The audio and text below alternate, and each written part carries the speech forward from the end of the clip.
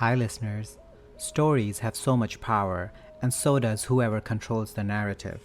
It is time that we dissect and analyze these stories. I am Vipul, and this is Folk Tales.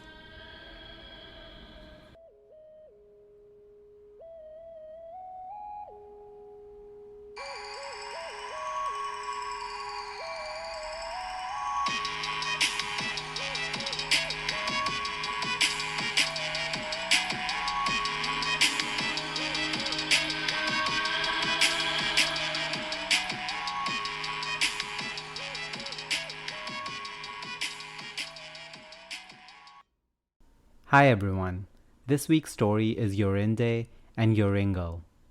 It is a German fairy tale and is known in many English translations as Jorinde and Joringel. It tries to push the narrative of wicked witch and a damsel in distress. But is it true? Let's find out. So on that note, it's story time.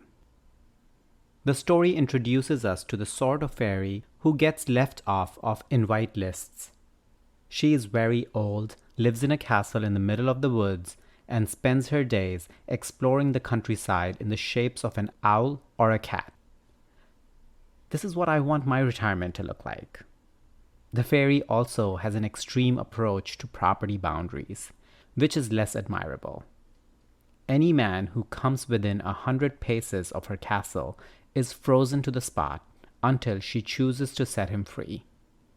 Any girl who comes within the same distance is transformed into a bird and caged inside the castle with all other unfortunates who have offended the fairy's sense of personal space. By the time the story starts, she has 700 of them. A young couple by the names of Jorinde and Joringel are fully aware that the grouchy old lady of the year lives in those woods. But they are young and in love, and there aren't all that many places for them to be alone. And besides which, it's only dangerous if you get close to the castle, right? So one beautiful evening, they go for a walk together in the fairy's woods.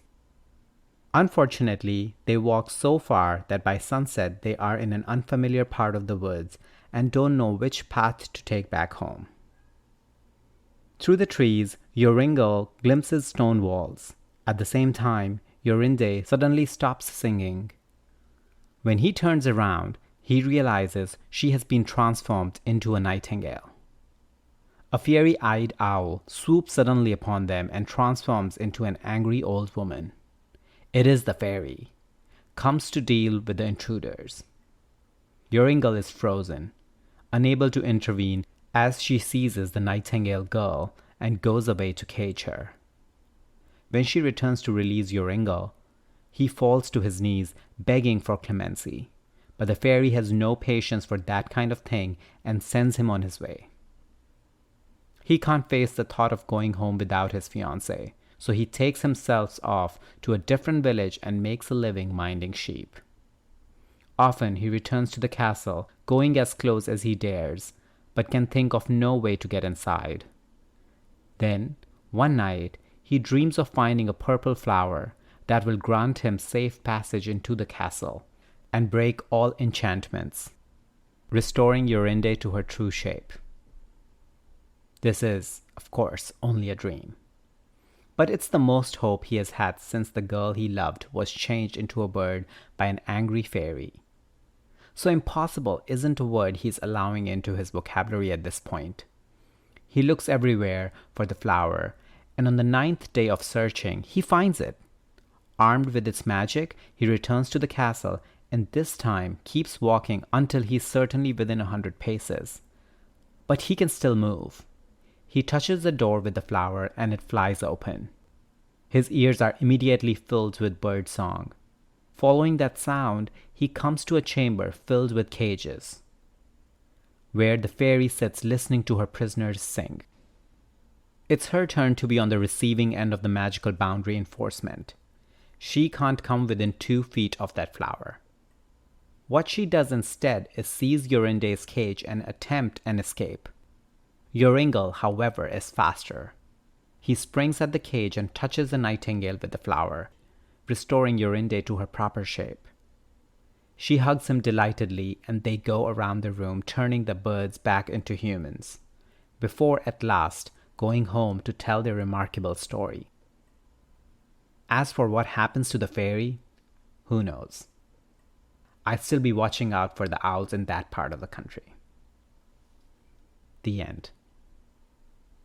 There are some villains that I can boo and hiss with enthusiasm, and some who aren't official villains that I hate anyway. But there are others I know I should disapprove of and just can't. The old fairy is very mean, undoubtedly. And yet the question has to be asked. If everyone knows that she turns intruders into statues or birds, why go near her in the first place? That's private property, people.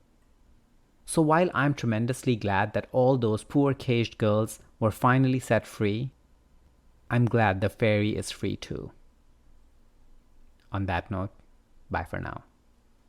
Let me know your thoughts on the story and our discussion by emailing me on woketalespodcast@gmail.com or through social media at woketalespodcast on Instagram and woketalespod on Twitter. And please rate, review, and like Woke Tales Podcast, and don't forget to subscribe so you can easily access our weekly stories.